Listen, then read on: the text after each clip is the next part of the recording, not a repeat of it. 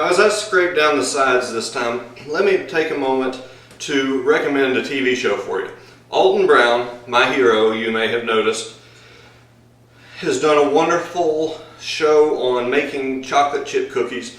He goes through how you can change a recipe to improve it for flat, crispy cookies, for fluffy cookies, and for chewy cookies. Kind of goes through all the science and techniques involved. And a lot of the material I got for this show, I learned from watching his. In fact, I just watched his about 30 minutes ago to make sure I didn't get anything wrong or mess it up in any other way. Man, it's starting to look good. Starting to look good. Last batch.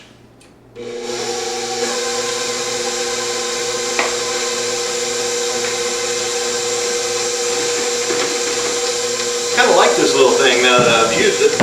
Maybe those fancy guys are on something.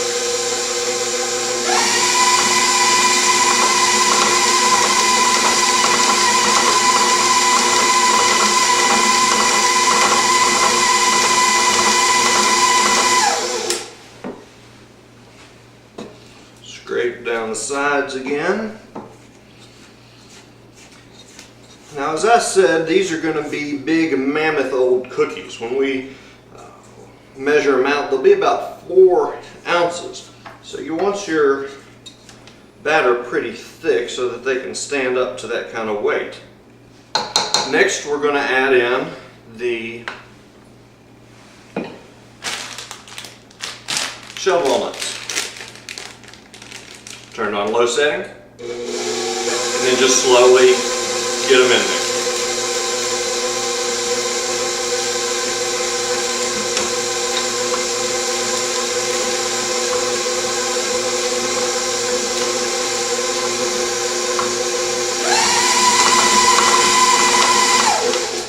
I know a lot of people don't like walnuts or pecans or whatnot in their chocolate chip cookies, and I can understand that. You're a chocolate chip cookie purist. However, in this recipe, you don't really taste them all that much, and they add a really nice element of texture. So I highly recommend keeping the walnuts in.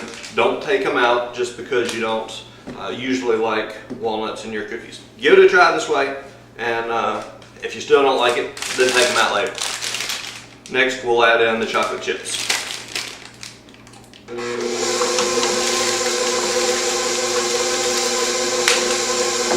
Haha! Caught it! Thought I was going to lose it, didn't you? Not me. I'm a professional now.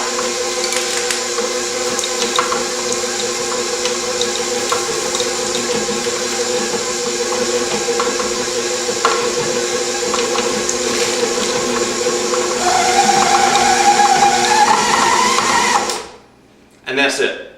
What we're going to do now is we're going to take the bowl out of the mixer, put it in the refrigerator for about 30 minutes. This will help cool the dough so that when we form it, it's easier to form. And 2, when we cook it, it will spread less. I'm all about the puffy, and this will help. Cold dough in the oven will help retain its shape while the cookie rises and before it sets. So I will see you in about 30 minutes. I just, before turning the camera on, began preheating the oven for 350 degrees.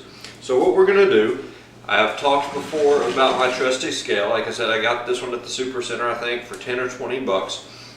I put a piece of parchment paper on it. We want 4-ounce blobs of cookie dough that should yield about 12 cookies. I'm going to put them on these cookie sheets. I prefer the air insulated cookie sheets.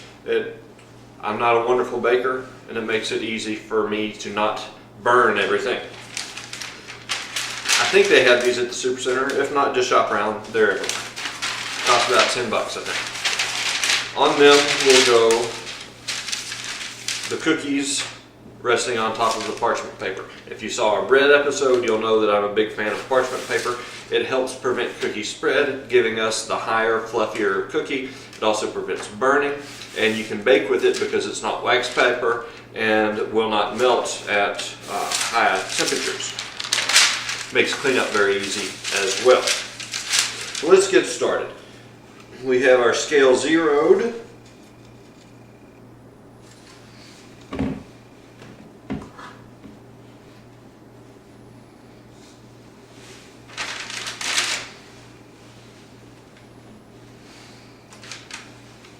And that is about 4 ounces. Take this, and I want to make a ball. I don't want to work it too much, work any of the air that we have gotten in there through the mixing process earlier out. Just kind of loosely shape it into a ball, place it on the parchment paper. We want to leave good amount of space between the cookies so that as they inevitably spread, they won't merge into each other and you get those funky shaped cookies. I hate that. So I put 6 per cookie sheet. You can just use 1 cookie sheet since we're using the parchment paper. You know, you can shuffle it back and forth. The reason I like 2 is because that way the cookie sheet will still be cold for the second set of cookies. I hate it when I take this cookie sheet out, put the new cookies on there, and they start to melt and spread before I ever get them in the oven. That is very frustrating to me, so I used to. Like I said, if you're on a limited budget, can only afford 1 of these air insulated cookie sheets, you can use 1. Just put the parchment paper on it right before you shut it in the oven. That shouldn't be too bad. So I'll probably stop the recording here, finish up the cookies, and let you see how I do the arrangement. Okay, so I have the second batch finished, ready to go. We're still waiting for a few minutes on the ones in the oven. My lawyers wanted me to include this part in the segment. This cookie dough is a favorite for kids all over America. However, it is important to remember that there are raw eggs in here. And as you know from watching the TV and the news and all the horror stories, raw eggs are bad. They can make you sick and do horrible things to you. Therefore, you should never, ever, under any circumstances, consume any products with raw cookies in it, such as this cookie dough. You've got to resist the temptation. Resist that temptation to just delve into this wonderful cookie dough that some argue is better than actual cookie. Don't do it. It's going to make you sick.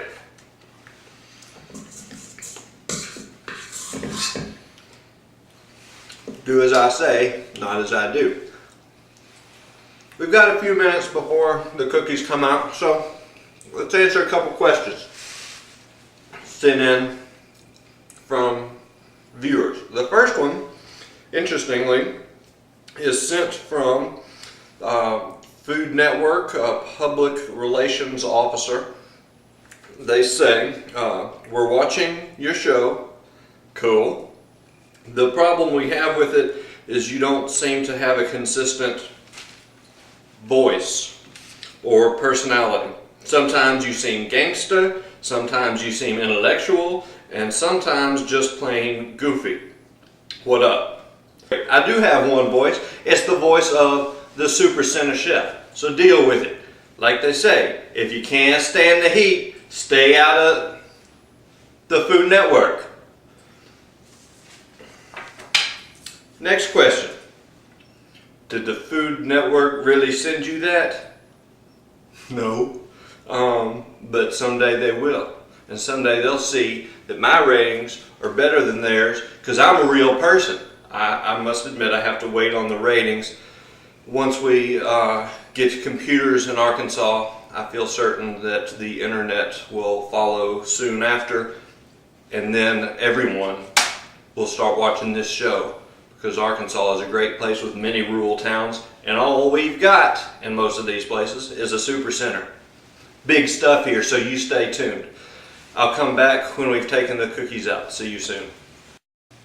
Okay, well, the first batch of cookies is out. This is what they look like. All I've done is slide the parchment paper off onto the countertop here to let them cool for a few minutes, let them solidify, and then I will put them on a drying rack to cool down for about 30 minutes or so before I eat them. Couple notes on cooking cookies. If you're baking cookies and they appear done, they're burnt. You want to cook cookies until they're just brown around the edges, then take them out. They'll still cook for a little while on the countertop. That will save some burnt cookies during this recipe. I also remembered that I forgot to tell you how long we're cooking these cookies for. I mentioned we preheated the oven at 350. We baked them at 350. For the range is 16 to 20 minutes. Usually I wind up on the low end of that range, between 16 and 18 minutes. But that's it. That's all there is to it. These are nice. Can you see them? Can you see them there? Look at that. That is one heck of a cookie. Can you see it? That's a cookie. That's a good cookie. And I'll be eating these for the next week, I'm sure.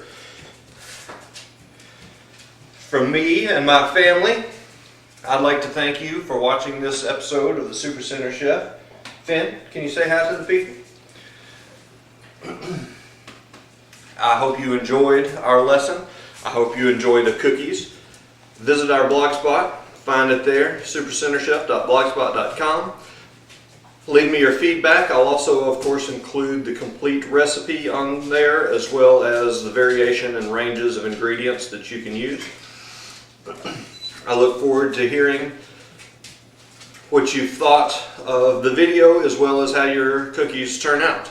I'll post another poll for the recipe we do next, so chime in with your thoughts. I look forward to talking with you soon, and once again, thanks for watching the Super Center Chef. Until next time.